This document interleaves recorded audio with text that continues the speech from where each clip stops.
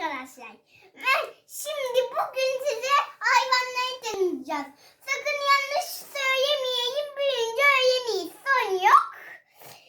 Bakın bu at. Sakın yanlış söylemeyeyim. Bu da at. Bu inek, möğler. Bu da dıgıdık dıgıdık yapan. Ben de söylemiyorum. İsmini kusura bakmayın arkadaşlar. Bu mö yapar. Koyunlar mö yapar. Bakın bu geyik arkadaşlar. Bu da keçisi. Bu zebra. Bu da dağ keçisi. Bu da dağ keçisi. Bu da zebra yavrusu. Bu zürafa. Bu ayı. Bu kaplan.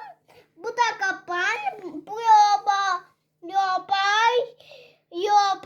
Bu da fil. Bu da gergedan arkadaşlar. Bu zihin